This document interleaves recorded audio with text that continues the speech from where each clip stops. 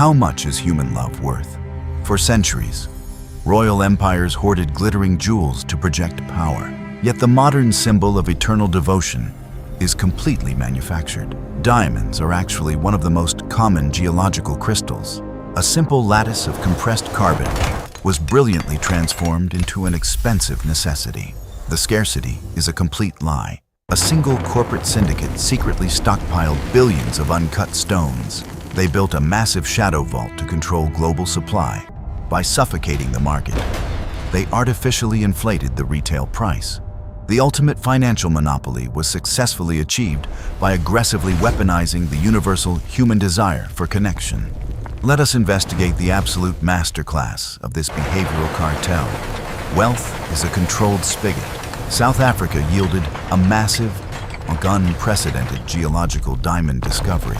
Suddenly, the aristocratic illusion of extreme rarity completely evaporated. European financiers panicked as the market flooded with cheap stones. If anyone could easily unearth a diamond, the aristocratic status symbol was completely dead. The cartel ruthlessly seized control. Cecil Rhodes aggressively consolidated thousands of frantic, independent mining claims. He forged an absolute, uncompromising corporate monopoly over the earth. De Beers' consolidated mines dictated the global supply of carbon. By capturing every major African mine, the syndicate effectively suspended the fundamental laws of market equilibrium. Artificial scarcity requires a vault. The syndicate established a highly secretive central selling organization.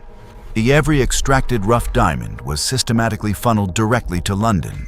The cartels strictly dictated exactly who could purchase raw materials. They stockpiled billions of uncut stones in dark, heavily guarded, subterranean European vaults. Prices defied the natural gravity. When global economic demand plummeted, they simply locked the doors. The supply was instantly choked to prevent any price depreciation. They released just enough gems to feed the psychological illusion. This brilliant, ruthless architectural bottleneck ensured that a common crystal remained a highly lucrative, appreciating asset. The monopoly crushed human labor. Controlling the supply required absolute dominance over the African workforce. The cartel pioneered the brutal, deeply oppressive closed compound system. Migrant laborers were completely stripped of their autonomy and freedom. Generations of young men were effectively imprisoned within heavy wire fences to prevent corporate theft. Blood financed the invisible ledger. Workers endured grueling, highly dangerous conditions deep in the earth. They extracted immense wealth while receiving fractions of a penny. Families across the continent were shattered by this relentless extraction. The pristine, sparkling symbol of Western romance was actively subsidized by an invisible, brutalizing labor regime. The cartel controlled the distributors. The syndicate invited elite buyers to highly secretive London sites. Buyers were handed a small box of uncut, raw diamonds. The price was non-negotiable, and rejection meant permanent industry exile. But this heavy-handed coercion forced global distributors to accept an entirely fabricated, completely non-negotiable commodity valuation. The free market was dead. No individual miner could ever compete with the London stockpile. If an independent entity attempted to sell outside the syndicate, the cartel would instantly flood their specific market with stones. They successfully weaponized their immense capital reserves to systematically bankrupt any threat to their artificial pricing. The ledger demanded absolute perfection. They mapped the exact inventory of every significant global jeweler. The syndicate meticulously tracked the velocity of international gem transactions. This data allowed them to surgically throttle the commodity flows. By treating human desire as a highly predictable mathematical algorithm, they effectively mastered behavioral supply mechanics. Diamonds had no resale value. The cartel faced a massive, terrifying secondary market economic threat. If consumers sold old jewelry, the carefully engineered scarcity failed. The syndicate needed the public to hoard the stones permanently. They engineered a bizarre socio-economic paradigm where the ultimate financial asset was culturally forbidden from liquidation. The inventory became a massive liability. The Roaring Twenties ended with a devastating global economic crash. The Great Depression completely obliterated the luxury good consumer demand. The London vaults were bursting with millions of unsold diamonds. The entire financial architecture of the cartel stood on the brink of total, catastrophic macroeconomic collapse. Supply control was not enough. The syndicate realized that simply hoarding stones could not survive. They needed the desperate, impoverished public to start buying again. They required an entirely new, incredibly radical behavioral economic strategy to save their deeply strained physical monopoly. The cartel realized they must entirely colonize human psychology. The cartel needed a miracle. The London vaults were overflowing with completely depreciated inventory. The brutal American economic collapse had utterly destroyed luxury spending.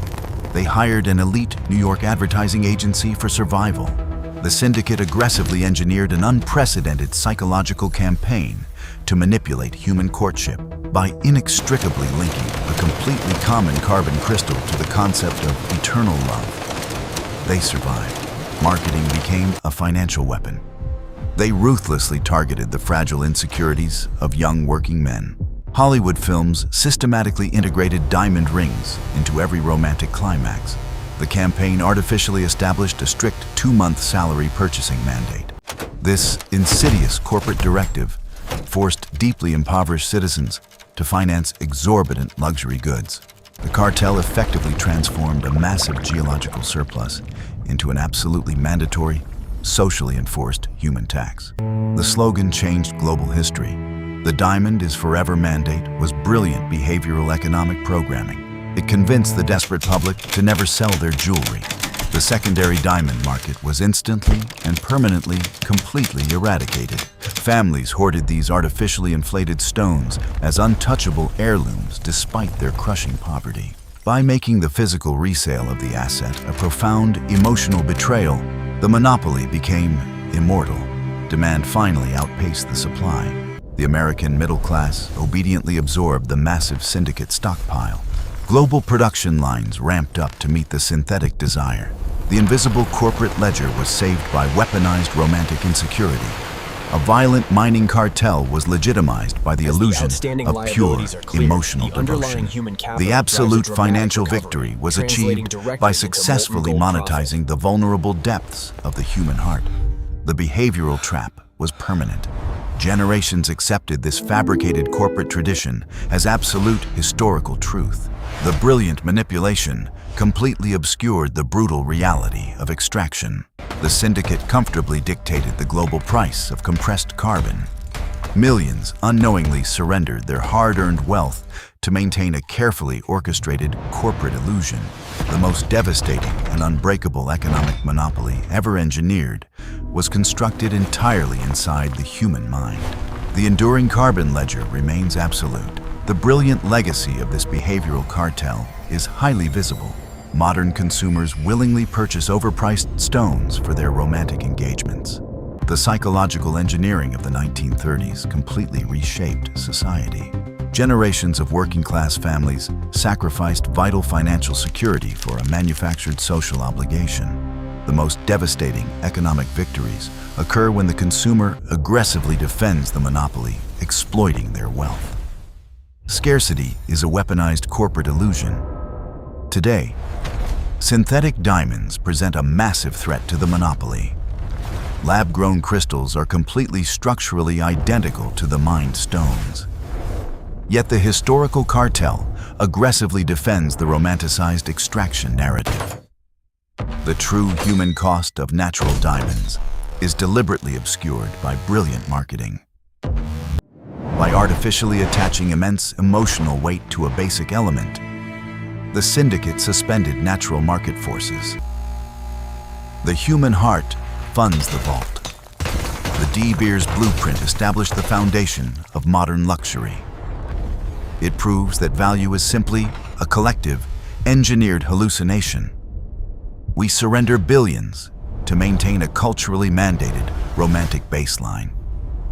This staggering transfer of generational wealth thrives exclusively on manufactured insecurity and tradition.